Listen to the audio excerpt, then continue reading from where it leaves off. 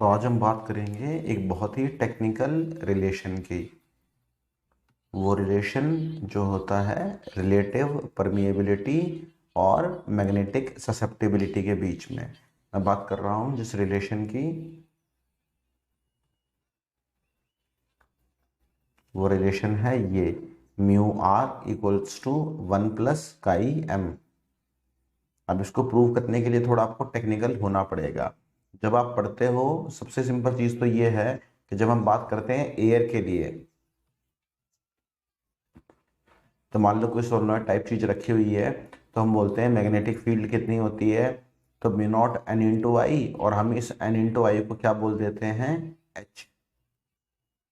तो जब एयर होती है किसी जगह पे, तब वहां पे मैग्नेटिक फील्ड होती है, उसकी वैल्यू होती है म्यू नॉट इंटू एच।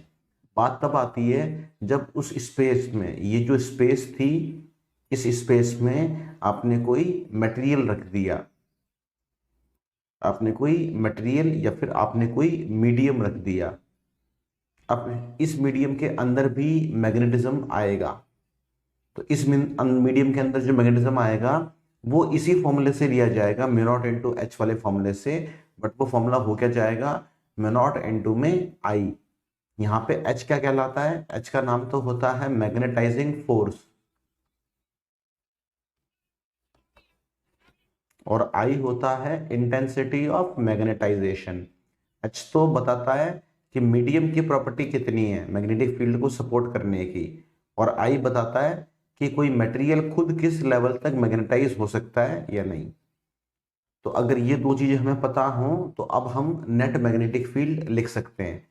अगर हमको नेट मैग्नेटिक फील्ड लिखनी हो किसी भी जगह पे, तो नेट मैग्नेटिक फील्ड हम कैसे लिखेंगे, हम नेट मैग्नेटिक फील्ड लिखेंगे एक तो वो जो एयर में थी जब मीडियम नहीं था, उसके बाद जब मीडियम आ गया तो उसकी मैग्नेटिक फील्ड। तो मीडियम जब एयर की लिखेंगे तो वो कितनी आएगी, वो आएगी म्यू नॉट इंटू एच। जब मीडियम की लिखेंगे तो वो आएगी म्यू नॉट इंटू में आई। और जब हमको नेट मैग्नेटिक फील्ड लिखनी होगी, तो net magnetic field magnetising force के टर्म्स में कैसे आएगी, म्यू एम। ये म्यू एम उस मीडियम का है जो हमने रखा है, उसका म्यू इंटू में एच। इसको सॉल्व करना है, तो पहले तो आप म्यू नॉट को कॉमन ले लो, तो एच प्लस आई, म्यू नॉट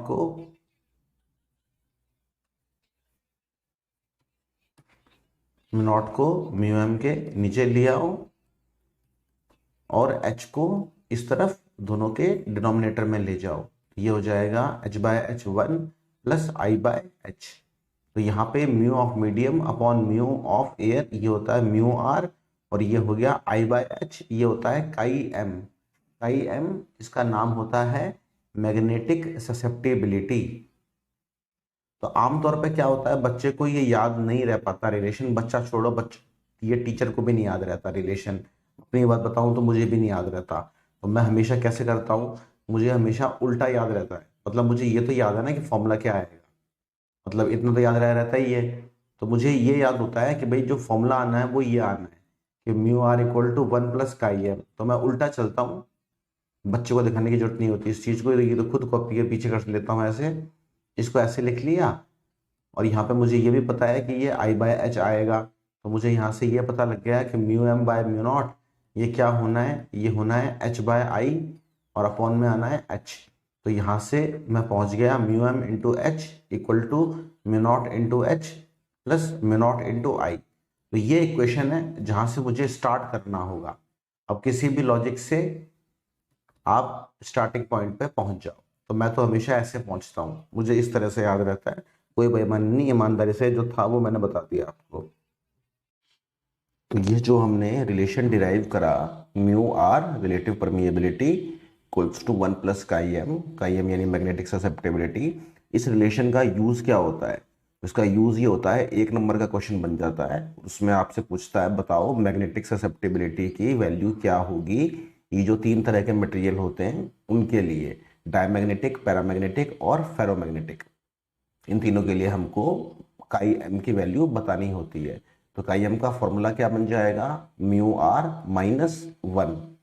अब देखो डायमैग्नेटिक मटेरियल में क्या होता है, अगर कहीं पे मैग्नेटिक फील्ड यू थी, आपने यहाँ पे कोई डायमैग्नेटिक मटेरियल रख दिया, तो डायमैग्नेटिक मटेरियल, डाया मैग्नेटिक मतलब ये मरना पसंद करता है मैग्नेटिक फील्ड में जाने से बेहतर। क्यों? क्योंकि वो रिपेल करती है, बेइज्जती करती है ना। तो डाई मैग्नेटिक मतलब इसको रिपेल करती है मैग्नेटिक फील्ड। तो अगर वैसे जा रही थी नॉर्मली ऐसे और बीच में कोई डायमैग्नेटिक रख दिया आपने मटेरियल, तो मैग्नेटिक फील्ड लाइंस उससे बच बच के जाने की कोशिश करेंगी, मतलब उससे दूर दूर जाने की कोशिश करेंगी। जो मजबूरी में कोई एक दो होगी जो चल जाएगी, अदरवाइज वहां से वो रिपेल करेंगी। मतलब जितनी जगह में पहले मान लो 3 लाइंस जा रही थी, अगर आपने डायमैग्नेटिक मटेरियल रख दिया तो उतनी जगह में अब 2 लाइंस जारी होंगी, कम हो जाएंगी वो। ऐसे ही अगर आपने पैरामैग्नेटिक मटेरियल रख दिया होगा, तो मान लो मैग्नेटिक फील्ड लाइंस यूं थी, आपने यहाँ पे रख दिया पैरामैग्नेटिक मटेरियल, तो अट्रैक्शन होता है पैरा यानी प्यार। तो क्या होगा, थोड़ी सी लाइंस कुछ एक्स्ट्रा भी जाएंगी इसके अंदर से, इस तरह से बैंड हो जाएंगी मैग्नेटिक फील्ड लाइंस। तो जितनी जगह में पहले 2 मैग्नेटिक फील्ड लाइन जा रही थी, उतनी जगह में आप मान लो 3 या 4 जाएंगी, तो ज्यादा जाती हैं। और फेरो में तो क्या होगा, मतलब बहुत ज्यादा प्यार हो जाता है। तो बहुत ज्यादा प्यार हो जाता है तो फेरोमैग्नेटिक मटेरियल में क्या हो जाएगा, अगर इस तरह से मैग्नेटिक फील्ड लाइंस थी कहीं पे, आपने मान लो एक छोटा सा फेरोमैग्नेटिक मटेरियल रख दिया यहाँ पे, तो सारी मैग्नेटिक फील्ड लाइंस उससे ही जाएंगी, सारी के सारी। मतलब बहुत ज्यादा अट्रैक्शन होगा इस तरह से। तो आप बोल सकते हो कि पहले इतनी जगह में मैग्नेटिक फील्ड थी एक, और एक लाइन थी मतलब इतनी उसमें स्पेस में, और उतनी स्पेस में अब कितनी हो गई, मान लो 15 होगी, 20 होगी, 50 होगी, इस तरह से। तो ये इतना ही मैंने क्यों बताया ये, क्योंकि यहाँ पे हम म्यू आर की डेफिनेशन को लेते हैं, इसलिए म्यू आर यानी कि रिलेटिव परमिएबिलिटी। तो अगर रिलेटिव परमिएबिलिटी की बात करूं तो उसका फॉर्मूला होता है मैग्नेटिक फील्ड मटेरियल के अंदर से जो जा रही है अपॉन मैग्नेटिक फील्ड जो स्पेस में है।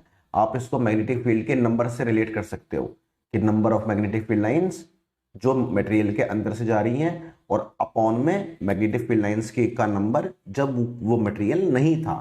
तो इसमें आपको दिख रहा है साफ साफ एग्जांपल से कि जैसे इसकी जो वैल्यू आती है वो हमेशा कैसी आती है, 1 से कम आएगी। पहले ज्यादा जारी होंगी, जब इसको रख दिया तो रिपेल करेगी। तो इसका मतलब जो डायमैग्नेटिक मटेरियल होते हैं उनके लिए म्यू आर की वैल्यू 1 से छोटी आती है। तो म्यू आर की वैल्यू अगर 1 से छोटी है, तो 1 से छोटी वैल्यू में से अगर आप माइनस करोगे 1, तो आपका आंसर आएगा नेगेटिव। और नेगेटिव कैसा, स्मॉल। तो डायमैग्नेटिक मटेरियल के लिए काई एम, इसको काई बोलते हैं, के ए आई, काई। तो काई एम की वैल्यू नेगेटिव होगी और स्मॉल होगी। ऐसे ही पैरामैग्नेटिक के लिए बात करूंगा, तो पैरामैग्नेटिक के लिए अगर मैं म्यू आर की बात करूं तो वो क्या होगा, मान लो पहले उतनी जगह में से मैग्नेटिक फील्ड जा रही थी, मान लो 4, आपने पैरामैग्नेटिक रख दिया तो मान लो चली गई 6। तो थोड़ा सा बड़ा होता है 1 से म्यू आर, इसके लिए पैरामैग्नेटिक के लिए। तो थोड़ी सी बड़ी वैल्यू होती है 1 से, उसमें से आप 1 घटाओगे तो क्या आएगा, आपका आंसर पॉजिटिव आएगा और स्मॉल आएगा, कोई खास बड़ी वैल्यू नहीं आएगी। लेकिन जब हम बात करेंगे फेरोमैग्नेटिक मटेरियल के लिए, तो फेरोमैग्नेटिक मटेरियल के लिए जो म्यू आर होगा वो बहुत ज्यादा बड़ा होगा 1 से। जैसे बताया था अभी, मान लो रेशियो क्या आया था, इतनी जगह में पहले मैग्नेटिक फील्ड थी 1, अब जा रही है मान लो 50। तो ये रेशियो बहुत बड़ा आता है, मतलब म्यू आर बहुत बड़ा आता है 1 से।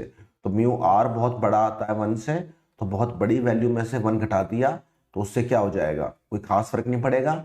इसीलिए फेरोमैग्नेटिक मटेरियल के लिए काई एम की वैल्यू पॉजिटिव होती है, और कैसी होती है, लार्ज। तो इस पे एक एक नंबर में क्वेश्चन बन जाता है इस तरह से। ठीक है, थैंक यू।